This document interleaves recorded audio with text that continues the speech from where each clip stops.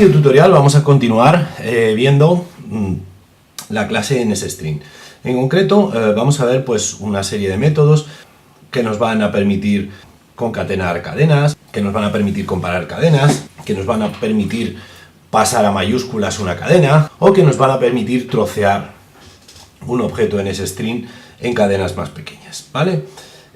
Para ello pues vamos a comenzar creando pues una serie de objetos de tipo NSString. Primero lo vamos a llamar cadena 1 y lo vamos a construir con la cadena. Esta es la cadena 1.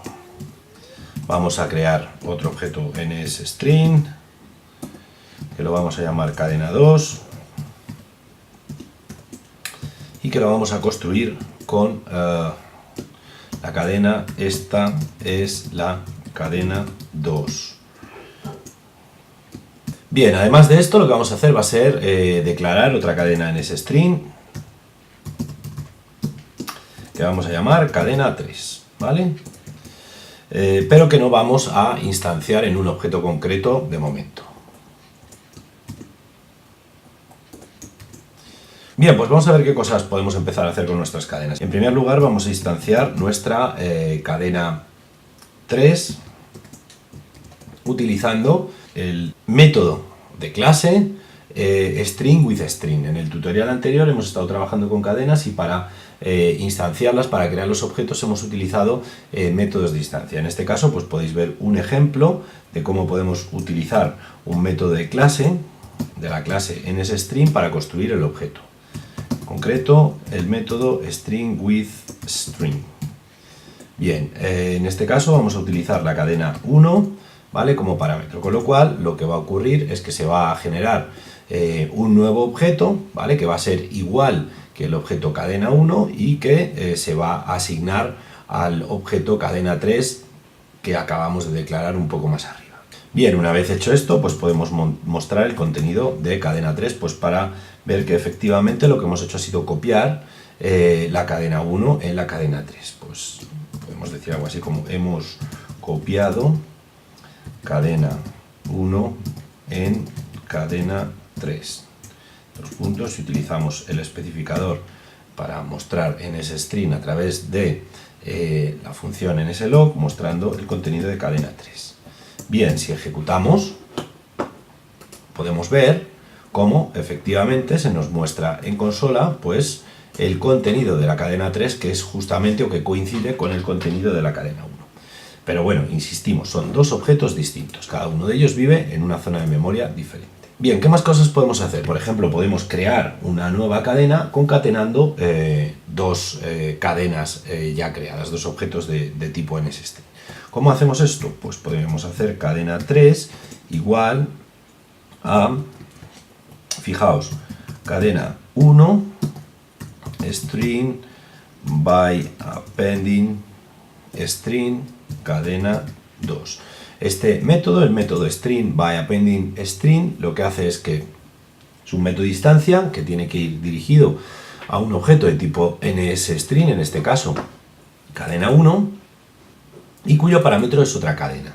Bien, el resultado de este método es un nuevo objeto NSString, que en este caso es el que estamos asignando a cadena 3. Podemos mostrar el efecto de este método utilizando la función NSLog e indicando que la concatenación de cadena 1 y cadena 2 es, dos puntos, utilizamos el especificador NSString para NSLog y mostramos el contenido de cadena 3, que es el objeto que acabamos de generar. Vamos a ver qué obtendríamos en la consola. Si ejecutamos, podéis ver cómo lo que se ha generado es una cadena que pone el contenido de la cadena 1 primero y luego el contenido de la cadena 2. Fijaos que como la cadena 2 no tiene un espacio al comienzo o la cadena 1 no tiene un espacio al final, la concatenación pues se produce de esta manera, ¿vale? Bien, pues ya hemos aprendido otro método, string by appending string, ¿vale?, que nos permite generar cadenas a partir de la concatenación de dos objetos de tipo NSString. ¿Qué más cosas podemos hacer con las cadenas? Pues al igual que ocurría con NSNumber, pues podemos compararlas. Para ello, pues por ejemplo, podemos hacer uso del método isEqualToString. ¿Vale? Este método pues requiere de una cadena como receptor del mensaje, por ejemplo, cadena 1 isEqualToString, y el parámetro de este método debe de ser otra cadena, por ejemplo, cadena 2. Cadena 2. Perfecto. Pues el resultado de este método va a ser verdadero o falso. Será verdadero si las dos cadenas son iguales, ¿vale?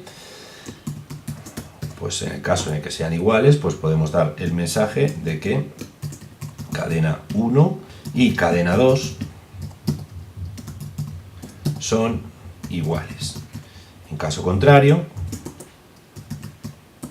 pues podremos mostrar el mensaje indicando que no son iguales.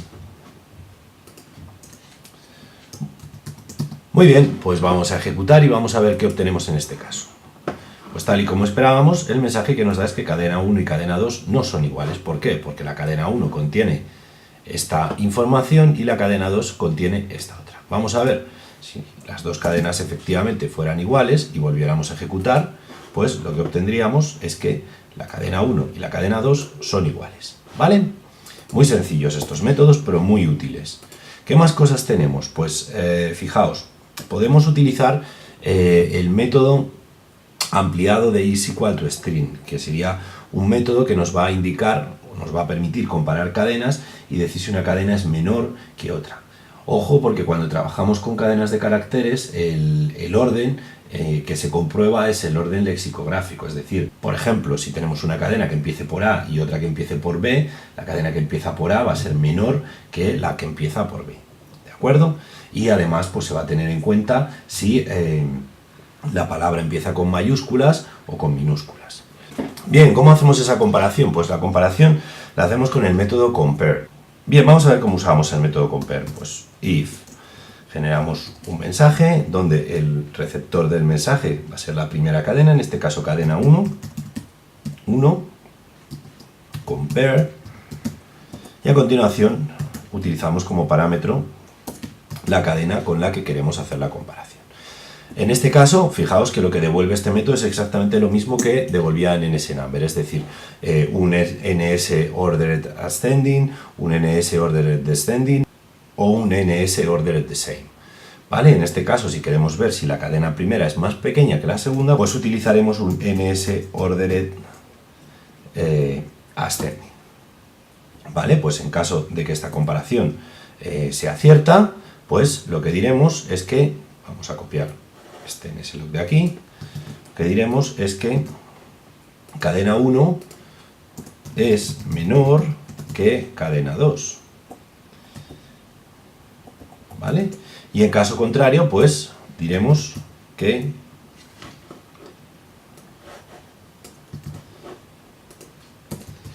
cadena 1 es mayor o igual que cadena 2. ¿Vale? Vamos a ejecutar en este caso la cadena 1 y la cadena 2 son exactamente iguales justo hasta el final. Dado que vamos a aplicar el orden lexicográfico, el 1, ¿vale?, está antes que el 2, por tanto la cadena 1 va a ser menor que la cadena 2. Vamos a ejecutar y veamos los resultados.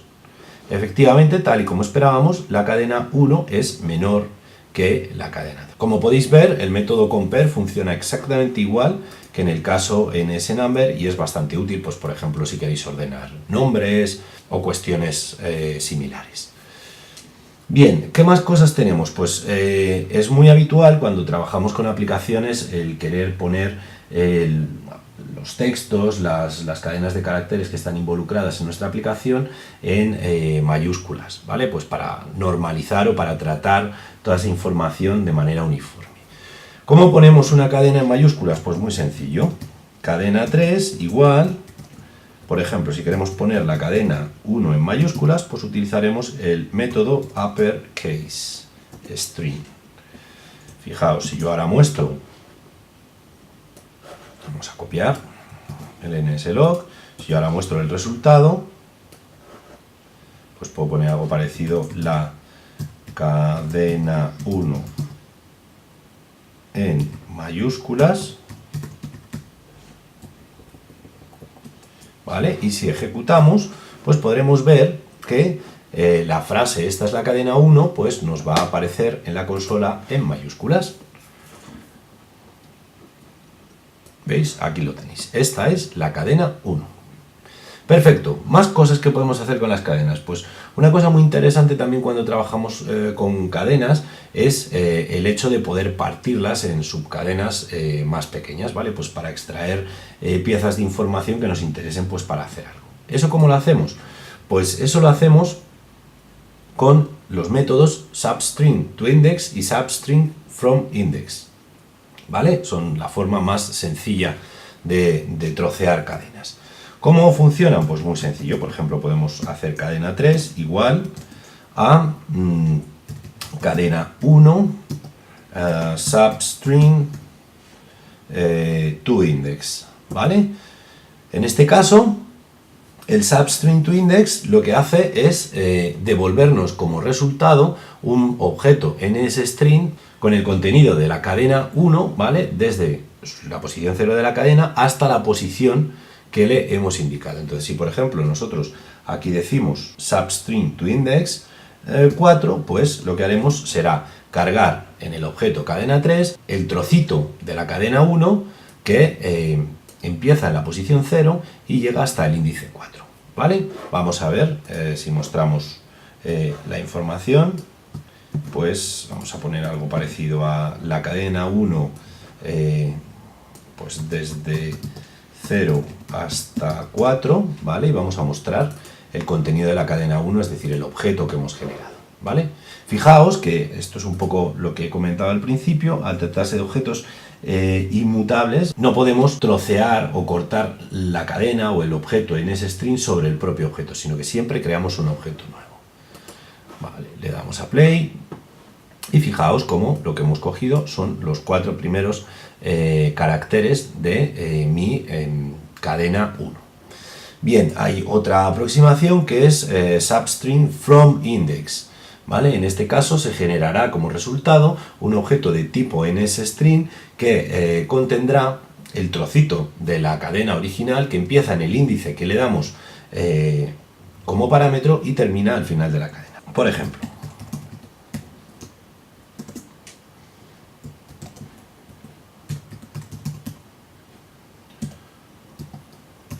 substring fromIndex 10.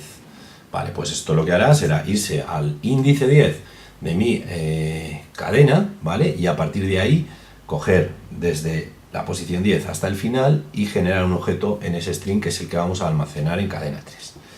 Bueno, pues vamos a utilizar el correspondiente nslog para mostrar el resultado. Como veis, son métodos muy sencillos y bastante útiles. Pues desde 10 hasta el final. Vamos a ejecutar y vamos a ver qué es lo que ocurre. Pues fijaos, la posición 10 se correspondería con el espacio este de aquí hasta el final, ¿de acuerdo? Y pues eso es lo que se ha generado como nuevo objeto en ese string que se guarda en la cadena 3. Vale, finalmente hay una opción de coger trocitos de cadena que es con el método rangeOfString. El método rangeOfString nos permite buscar ocurrencias de palabras o de cadenas de caracteres dentro de cadenas, ¿vale? Vamos a explicarlo con un poquito de detalle para que veáis en qué consiste. Para trabajar con rangeOfString, pues nosotros lo que tenemos que hacer es declarar un NSRange, ¿vale? El NSRange, como podéis ver, es un tipo de datos, es una estructura que es utilizada para describir pues una porción de algo, ¿vale? Algo que comienza en un índice y termina en otro, ¿vale? En este caso, nosotros definimos un NSRange que vamos a llamar subrango, ¿vale? Vamos a ponerlo bien, subrango. Y lo que vamos a hacer va a ser actualizar el valor de subrango mediante un método que es el método rangeOfString de NSString. ¿Este método cómo funciona? Pues muy fácil. Lo que hago es que le paso una cadena, por ejemplo cadena 1, y a continuación invoco el método rangeOfString. ¿Vale? Este método recibe como parámetro una cadena de caracteres, que en este caso pues lo podemos llamar cadena, ¿vale? ¿Y qué es lo que nos devuelve? Pues nos devuelve la porción, es decir, el índice donde comienza y el índice donde termina, la primera ocurrencia de la cadena de caracteres que estamos queriendo buscar. En este caso queremos buscar la cadena, ¿vale? Dentro de el objeto cadena 1, ¿vale? Por tanto, el subrango lo que nos devolverá será el trozo de la cadena donde empieza y donde termina la cadena buscada. Bien, una vez que tenemos el subrango, lo que hay que hacer es ver o comprobar mediante el subrango si hemos encontrado la cadena dentro del objeto NSString. Para ello lo que hacemos es utilizar el campo location de la estructura de datos NSRange. ¿Vale? Fijaos, en este ejercicio estamos mezclando objetos con estructuras de datos, con tipos abstractos de datos, ¿vale? Bien, pues en este caso, os acordáis que para acceder a un campo de una estructura, pues utilizábamos la notación punto. En este caso, fijaos que los dos elementos o los dos campos de un NSRange son la longitud y la localización, ¿vale?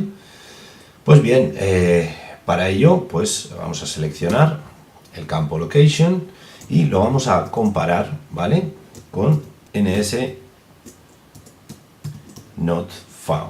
¿vale? NSNotFound es un tipo enumerado, ¿vale? Que es el que va a albergar el rango en caso de que no hayamos encontrado la cadena que estamos buscando. Es decir, en el caso en el que el subrango pues, haya sido devuelto como vacío, es decir, la cadena no estuviera dentro de la cadena objetivo. Bien, pues en este caso, pues lo que vamos a decirle al usuario va a ser algo así como nslog no hemos encontrado la cadena que buscas. Muy bien. Y en caso contrario, pues quiere decir que hemos hecho un matching, ¿vale? Y lo que le vamos a hacer va a ser informar al usuario y decirle, le vamos a decir, hemos encontrado un matching de la cadena propuesta en la posición, vamos a utilizar el especificador entero largo sin signo y su longitud es, y también vamos a utilizar un especificador largo sin signo. Bien, a continuación debemos proporcionar esos parámetros para informar al usuario. ¿Cómo lo hacemos? Pues muy fácil. Si accedemos al campo location, ¿vale? En ese campo vamos a tener el índice, la posición en la que comienza la cadena que hemos buscado, ¿vale? En este caso la cadena, ¿vale?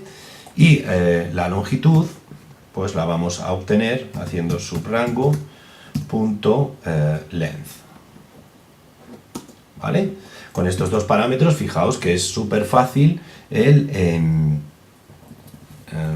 subrango, es en mayúsculas, subrango y subrango. Fijaos que con estos dos parámetros, la posición donde comienza y la longitud es muy fácil. Luego, por ejemplo, utilizar un substring pues, para extraer esa porción de texto de la cadena, si quisiéramos. ¿Vale? Bueno, pues vamos a probar en principio, y dado que la cadena está en nuestro objeto cadena 1, ¿vale? Pues en teoría el rango que vamos a obtener va a ser un rango válido, por lo tanto no va a tener su campo localización, el valor NSNotFound, y por tanto nos va a informar la función nslog de que hemos hecho un match. Vamos a probarlo. Fijaos.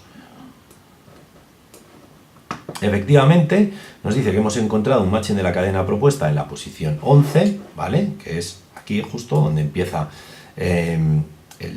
la cadena buscada, y su longitud es de 6. Fijaos que si contamos 1, 2, 3, 4, 5 y 6, ¿vale? Pues como veis, la clase NSString pues tiene un montón de métodos muy útiles, que aunque no nos permiten modificar el objeto en sí, sí nos permiten extraer porciones del objeto y almacenarlas en objetos nuevos. También nos permite hacer búsquedas de ocurrencias de texto dentro de la cadena de manera bastante sencilla. Además, en este ejemplo hemos visto cómo pues, empiezan a convivir, lo que os comentaba en el módulo donde hablamos de estructuras, empiezan a convivir pues, las estructuras, los tipos abstractos de datos con los objetos, ¿vale? Es importante que sepáis diferenciar pues, cuáles son cada uno de ellos. Muy bien, pues hasta aquí este vídeo.